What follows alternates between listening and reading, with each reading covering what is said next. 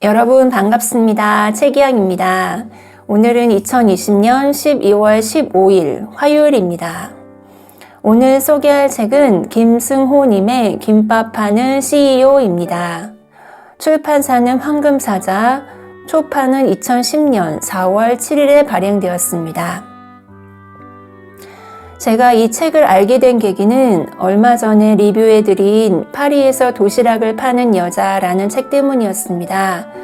그 책에서 켈리 최님이 본인이 사업에 실패해서 우울증을 겪으면서 힘든 시기를 보내고 있을 때 미국에서 무일푼으로 김밥 장사를 시작하여 수백억 대의 기업을 일군 김승호님의 조언을 많이 받았다는 내용이 있었습니다. 제가 TV나 인터넷을 거의 보지 않기 때문에 그때는 이분이 누구인지 전혀 몰랐었는데 최근에 유튜브에서 동영상을 찾아보니까 성공의 아이콘으로 아주 유명하시고 강연도 꽤 많이 하셨더라고요. 강연만 듣다가 부족해서 늦게나마 책을 구입하여 읽어보았는데 정말 재미있게 읽었고 끝부분에서는 진한 감동도 느껴져서 아들에게 잠시 읽어주기도 하였습니다. 지은이 소개를 하겠습니다. 김승호 1964년 충남 장항에서 태어났다. 1987년 중앙대학교 재학 중 가족과 함께 미국으로 이민을 떠나 미국에서 선물 딜러, 마을신문 편집장, 한국식품점, 편의점, 유기농 식품 유통회사 등을 경영했다. 2002년 초 아들에게 주는 교훈이 조선일보, 프레시안 등을 통해 알려지면서 인터넷 공간에서 네티즌들의 폭발적인 관심을 불러일으켰다. 2004년 JF 이사를 6억 원의 인수액 분납 조건으로 거의 빈손으로 인수해 현재 시가총액 700억 원이 넘는 회사로 키워냈다. 직원 10명으로 연매출 180억 원을 돌파하는 등 미국의 거대 유통 체인 크로거를 비롯한 여러 회사에 130여 개의 매장을 가동하면서 미국 주류 사회에서 성공 신화를 일구었으며 미국 본토의 식품 시장을 정면으로 돌파한 최초의 동양인이라는 평가를 받고 있다. 다음 프롤로그에서 몇 문장 읽어드리겠습니다. 만약 사업을 하면서 가장 필요한 재능이 무엇인가 묻는다면 나는 망설임 없이 상상력이다 라고 말할 것이다. 상상력은 모든 꿈의 시작이며 현실로 가기 위한 첫 번째 문이다. 모든 현실은 상상으로부터 시작된다. 다행스럽게도 상상에는 제한도 없고 비용도 필요 없다. 단지 상상할 수 있는 자유와 사고만 갖추면 된다. 상상할 수 있다는 것은 인간이 가진 가장 위대한 재능 중 하나다. 인류의 모든 문명과 발전은 누군가의 상상으로부터 시작되었으며 한 개인의 모든 환경도 결국은 나 스스로의 상상의 잔유물이다. 나는 10대 청소년 무렵에 좋은 상상을 찾아내어 키우는 재능을 받아들였다. 그것은 바로 독서였다. 독서는 내 생각의 균형을 잡아주고 끊임없이 사고하는 버릇을 안겨주었다. 내 사업의 성공은 독서로부터 태어났고 독서로 유지되고 있다. 미력 하나마 이 책이 사업을 하려는 사람들이나 독립적이며 주체적인 삶을 살고자 하는 사람들에게 도움이 된다면 큰 기쁨이 될 것이다. 그 다음으로 본문에서 제가 인상 깊게 읽었던 부분을 소개해 드리겠습니다. 1983년 고등학교를 졸업하던 해 나는 명함을 하나 만들었다. 아름다울 미에 다스릴 치를 붙여 미치 광고사라고 이름을 붙였다. 미치 광고사라고 읽어도 좋고 미치광고사라고 읽어도 좋았다. 미치광이처럼 일한다는 욕심을 보여주고 싶어서였다. 처음 시도한 곳은 1980년대 초 당시 한창 붐이던 아파트 입주자들을 대상으로 주변 상가들을 소개하는 무료 광고지를 만들었다. 그러나 젊은 사업가로서의 3대 요소인 배짱, 아이디어, 건강한 다리는 있었지만 진짜 사업가의 3대 요소인 자본, 경험, 기술이 없었던 나는 2달 만에 첫 번째 사업을 접고 말았다. 두 번째 사업은 두루마리 화장지를 팔러 다니는 일이었다. 지나가는 사람을 아무나 불러세우고 아줌마 화장지 사실래요? 라는 소리를 하는 것이 도저히 쑥스러워 대학을 입학하면서 그만두었다. 하지만 머릿속엔 항상 자질구레한 비즈니스 아이디어가 가득해 남들의 비즈니스를 수정하고 고쳐주는 컨설팅 비즈니스를 해보고도 싶었다. 시흥동 산꼭대기에서 버스를 타기 위해 걸어 내려오면서도 수많은 생각이 머릿속을 꽉 채웠다. 형제 슈퍼는 좌판이 틀렸어. 앞쪽이 낮고 뒤쪽이 높아야 물건이 다 보이지. 그리고 손님들이 대부분 오른쪽 코너길에서 들어오는데 왼쪽 코너에 좌판이 위치하고 있잖아. 상품을 세워 진열해야지 눕혀놓으면 안 되지. 그래, 바닥 쪽 테이블은 눕혀놔도 되지. 대평 식당 아줌마는 꼭 손님 테이블에서 채소를 다듬는단 말이야. 저건 손님 영역하고 주인 영역이 구분도 없고 장사가 안 된다고 광고하는 꼴이지. 이민 가기 위해 비행기를 타던 날 내 이민 가방은 온통 책이었다. 기내에 들고 들어가는 가방에도 리더스 다이제스트 몇 년치분을 차곡차곡 넣어가지고 왔다. 무거운 가방을 들고 공항 터미널을 빠져나오면서 내 언젠가 이 가방에 있는 책만큼의 돈을 벌어보겠다는 생각을 했다. 남의 장사를 흉보며 배운 아이디어는 미국에서 내 장사를 시작했을 때 조금씩 빛을 보기 시작했다. 흑인 동네에서 처음 일할 때는 콜라를 싸게 팔아 돈을 벌었다. 캔 하나를 28센트에 공급받아 11센트 이익을 남기던 것을 20센트로 공급받기 위해 대량 구매를 하고 5센트만 이익을 남겨 팔았다. 판매량은 8배 이상 올라갔고 덕분에 다른 상품도 같이 팔려나갔다. 조그만 가게를 직접 운영하면서 진열대 위치나 상품 페이스의 숫자에 따른 매출 변화를 지켜보는 건 정말 재미있었다. 이런 마케팅과 상품에 대한 관심은 어느 날 크로거에서 처음으로 어떤 회사가 만들어 놓은 김밥을 보던 날에도 이어졌다. 변두리에 위치한 크로거 매장 중 하나에 어떤 회사가 김밥을 직접 만들어서 판매하고 있었던 것이다. 공간이라고는 겨우 6개를 진열할 정도밖에 안 되었는데 어떻게 수익을 낼 수 있는지 그 이유와 조건이 무척 궁금했다. 겨우 요만한 자리를 갖고도 요리사를 보내 김밥을 만든다면 김밥 자체는 상품성이 좋은 것이다. 만약 판매 형태에 대한 보완만 가능하다면 이 제품은 엄청난 잠재력이 있다는 결론에 도달했다. 그 시간 이후부터 나는 머릿속에 미국 지도를 펼쳐놓고 전국에 내 비즈니스가 번져가는 상상을 시작했다. 고등학교 때부터 가졌던 습관이 돈과 인연을 맺게 된 순간이었다. 나는 스포츠 가방 속을 돈으로 가득 채울 기회를 그렇게 잡았다. 크로거는 미국 내 최대 식품 유통회사다. 2,500여 개의 대형 식품점, 그리고 그보다 더 큰 791개의 백화점, 559개의 작은 식품점, 431개의 보석 상점, 92개의 식품 제조 공장에서 수십만 명의 직원이 600억 달러에 가까운 매출을 올리는 초대형 사업체 중 하나다. 이러한 거대 식품 유통회사와 거래를 맺자면 부처님과 같은 인내심이 필요하다. 그들에게 상품이나 서비스를 팔려는 판매업자는 수없이 많고 구매 담당자들은 밀려드는 각종 샘플과 팸플릿과 제안서에 쌓여 지내고 있다. 담당자와 전화통화라도 하려면 그 자체도 예약을 해야 할 정도다. 2004년 4월 나는 크로거에 내 김밥 운영 시스템을 팔기 위해 자료를 보내고 매일 전화를 걸어댔다. 그렇게 7개월쯤 지나자 비서들도 귀찮았는지 그제야 담당자와 연결을 해줬다. 형식적인 목소리로 미팅 날짜를 잡아보겠다는 약속을 믿고 다음 주 안에는 전화가 오겠지 하는 마음으로 또다시 하염없이 기다리는 날이 계속되었다. 다시 비서들을 들볶고 난 후 석 달이 지나서야 겨우 미팅 시간을 배정받을 수 있었다. 그들은 김밥이 일시적 유행 현상이 아닌지 우려했고 나는 투자 비용 대비 원금 회수율을 근거로 그들에게 사업성에 대한 확신을 심어주며 더 이상 머뭇거릴 시간이 없음을 지속적으로 상기시켰다. 결국 나는 경쟁 유통업체와의 싸움에서 밀려나지 않으려면 크로거가 김밥 아이템을 신속하게 받아들이고 성장시켜야 한다는 상황을 이해시키는 데 성공했다. 결국 나는 크로거라는 거대 기업과의 거래에서 그들을 이길 수 있었다. 몇 번의 추가 미팅을 통해 김밥 코너 제작 비용 전체를 크로거에서 지불하기로 했고 주요 매장들부터 김밥 코너를 넣기로 결정했다. 2005년 5월 크로거로부터 휴스턴 북쪽에 1960 매장을 처음 받았다. 2년 전에 어느 회사가 들어와서 한 달에 $1,500 정도 매출을 올리다 두어 달 만에 제풀에 지쳐 나가버린 매장이었다.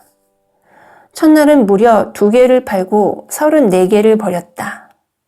판매가 부진한 이유는 여러 가지가 있었다. 우선 제품을 만드는 자리가 구석 안쪽이어서 고객들에게 제조 과정이 전혀 보이지 않았다. 크로거 매장 안의 델리 부서는 뒤쪽에 부엌이 있고 앞쪽에는 진열대가 있어 그 가운데 공간에서 작업을 하는 구조였다. 우선은 가장 먼저 작업대 위치 변경을 요청했다. 김밥이 진열된 바로 뒷자리를 달라고 했다.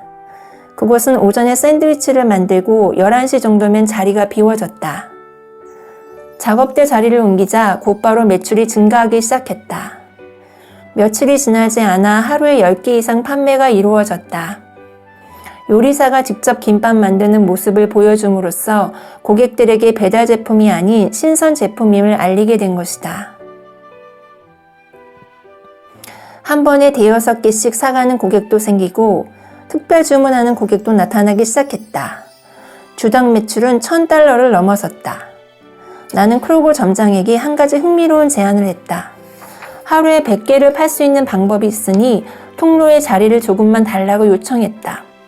나는 경매장에서 $2,000를 주고 도마가 달린 작은 밥상 크기의 냉장 진열대를 하나 사왔다. 작은 도마 앞에서 직접 김밥을 말아 온갖 종류의 메뉴를 한꺼번에 진열할 수 있었다. 효과는 즉각적이었다. 정말 하루에 100개 넘게 팔렸다. 크로거 점장은 기가 막힌 듯 신기해하고 지역 매니저가 달려와 수시로 상황을 메모해 가곤 했다. 매출은 주당 $3,500까지 올라갔다. 직원 한 사람으로는 하루 종일 만들어도 제품을 공급할 수가 없었다. 4개월이 지날 무렵엔 월간 매출이 $15,000에 도달했다. 크로거는 김밥에 대한 인식을 완전히 바꿨다. 잠재력이 대단한 상품이란 점을 확연히 느낀 것이다. 같은 매장에서 같은 고객을 상대로 몇 달 만에 10배가 넘는 매출을 올리기 위해 대단한 기교나 뛰어난 김밥 제조 기술이 필요한 것은 결코 아니었다. 고객이 상품을 접할 수 있는 기회를 가능한 대로 많이 늘려주는 게 전부였다. 이렇게 간단한 일을 아직까지 아무도 시도하지 않은 덕에 나는 경쟁자들을 누르고 기회를 잡을 수 있었다. 내가 직접 코너를 분양받아 김밥을 팔 때 좋은 매장이라면 $10,000를, 작은 매장이라면 $3,000 정도를 벌 것으로 예측했다. 혼자서 한 개 이상의 매장을 운영할 수는 없었다. 그러나 시스템을 만든다면 하나의 매장에서 $1,000 정도밖에 벌 수 없을지라도 대신 수십 개의 매장을 혼자라도 운영할 수 있다. 그러면 수입은 자연 늘어날 것이라 생각했다. 나는 즉시 성공적으로 김밥 매출을 올렸던 경험을 체계화하고 여러 매장을 운영하면서 얻은 정보를 데이터화했다.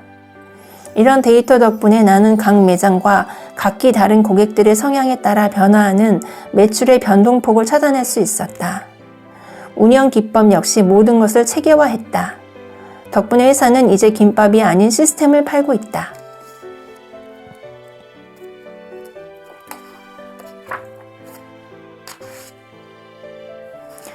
비즈니스 세계는 철저한 경쟁 사회다. 이 세계는 양보도 배려도 예의도 없다. 몇몇 특수한 경우를 제외하고는 내가 많이 차지하면 남의 몫이 줄어드는 제로섬 게임이다. 다른 사람이 식당을 차린다고 해서 도와줄 때는 항상 성공했는데 정작 자신의 식당을 차릴 때는 번번이 망했다는 친구가 있다. 짐작 가는 이유가 짚힌다. 누구에게도 싫은 소리를 못하고 어느 누구하고도 다투고 싶지 않으며 욕먹는 일은 애초에 하지 않기 때문이다. 자기 사업을 하며 싫은 소리도 안 하고 다투지도 않고 욕도 안 먹으며 할 수 있는 일이 과연 있을까?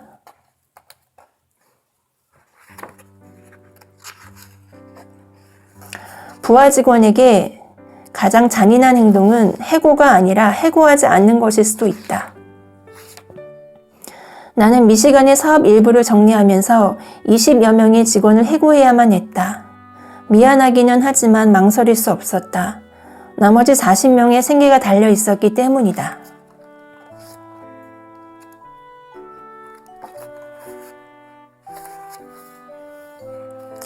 칭찬이 동기를 유발시키고 자신감을 불어넣어주는 효과에 대해서는 부인하지 못한다.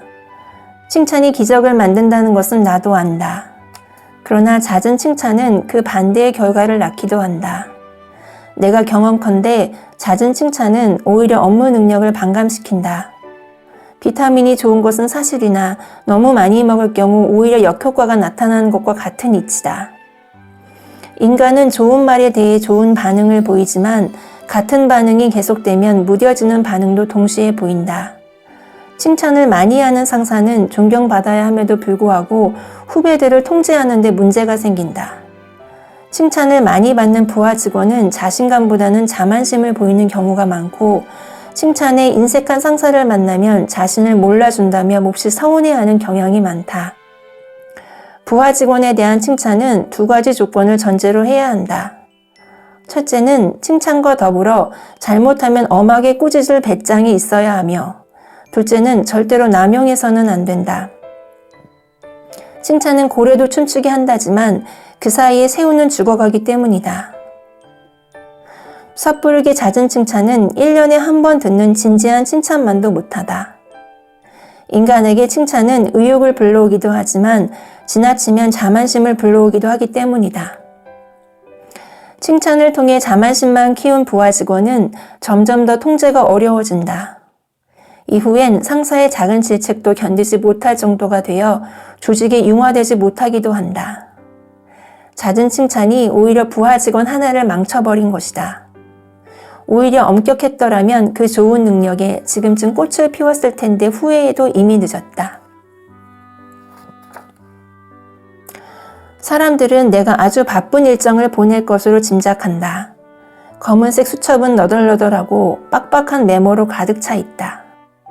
사무실에 있는 미국 지도엔 각각의 도시마다 온통 각양각색의 깃발들이 꽂혀 있으며 공간마다 설계도와 그래프들이 요란하다. 회사의 성장 속도를 보거나 항상 사무실을 비우는 나를 보면서 외부인들이 내가 무척 바쁘리라고 짐작하는 것은 당연한 일이다. 그러나 외부 출장이 없는 평소에는 학교에서 돌아오는 아이들보다 먼저 집에 돌아온다. 오후에 집 주변에서 아이들과 운동복을 입고 어슬렁거리는 남자는 나 혼자다. 일찍 저녁을 끝내고는 자전거를 탄 막내놈을 앞세우고 동네를 한 바퀴 돈다. 그러고도 시간이 남으면 아내와 쇼핑몰을 기웃거린다. 잠자리에 들기 전까지 2-3시간 책을 읽을 수도 있다. 돈을 버는 목적 가운데 가장 큰 이유를 꼽으라 하면 나는 자신 있게 게으르기 위해서라고 말한다. 나는 기업의 이념을 게으르기 위해 부지런하고 나의 시간을 사기 위해 일한다 라고 정해놨다. 오후에 게으르기 위해 오전에 해보다 일찍 사무실에 나간다. 방해하는 사람도 없고 걸려오는 전화도 없다. 직원들이 출근하기 서너 시간 전이면 모든 서류와 업무를 보기에 충분하다. 조용한 오전의 1시간 업무는 복잡한 오후의 서너 시간보다 더 효율적이다. 점심 식사는 직원들이나 거래처와 가끔 함께하지만 저녁 식사를 사업상 이용하는 일은 거의 없다. 접대할 일도, 접대받을 일도 만들지 않는다.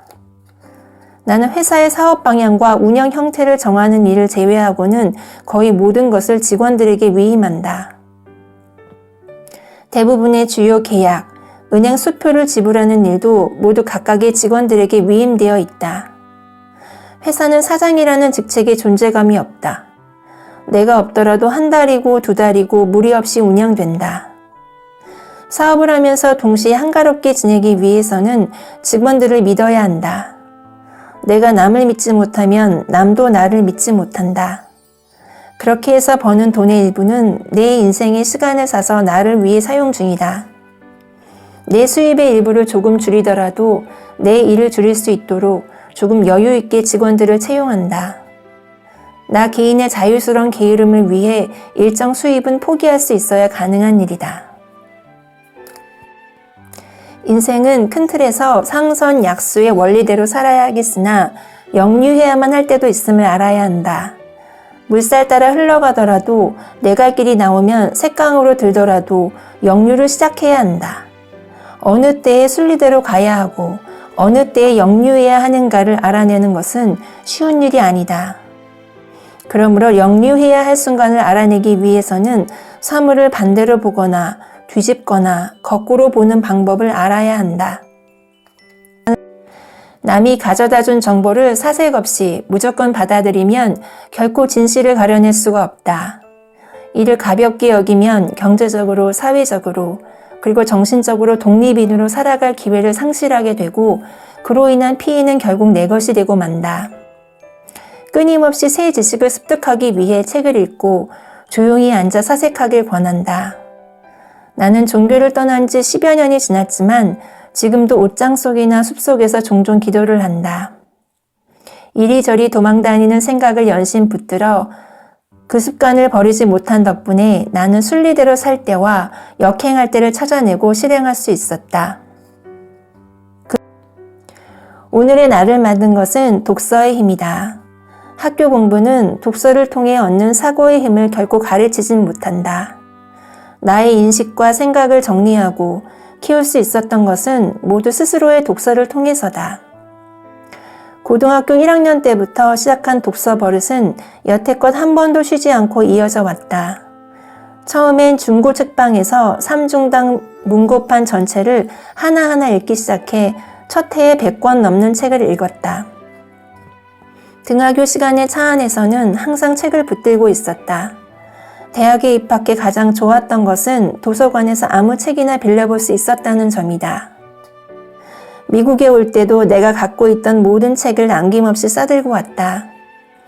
그 이후로도 한국에 들를 때나 다른 도시를 방문하면 항상 책방을 먼저 찾아갔다. 요즘도 한 달의 책값으로 평균 $300 정도를 사용하며 보유하고 있는 책들이 수천 권이 넘는다.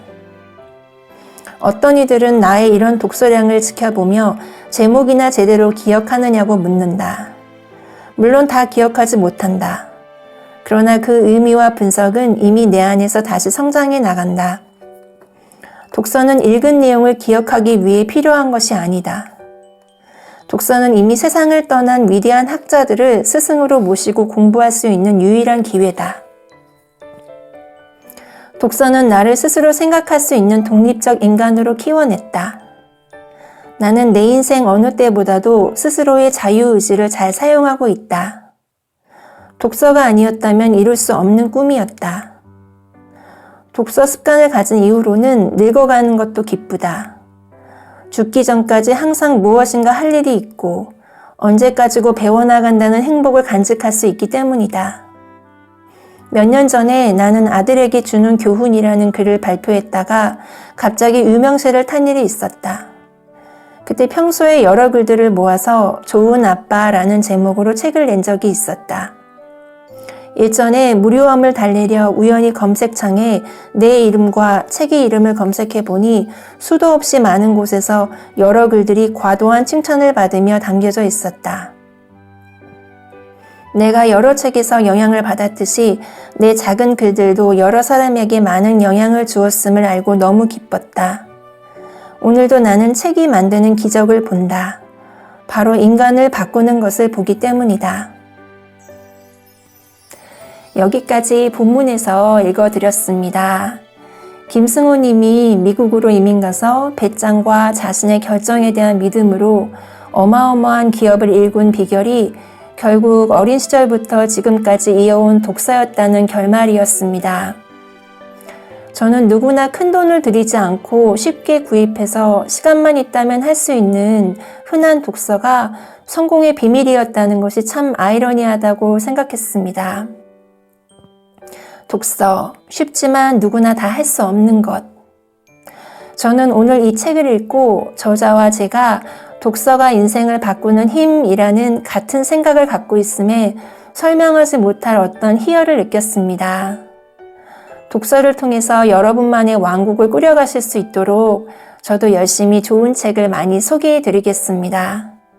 끝까지 들어주신 여러분 감사합니다. 지금까지 책이양이었습니다.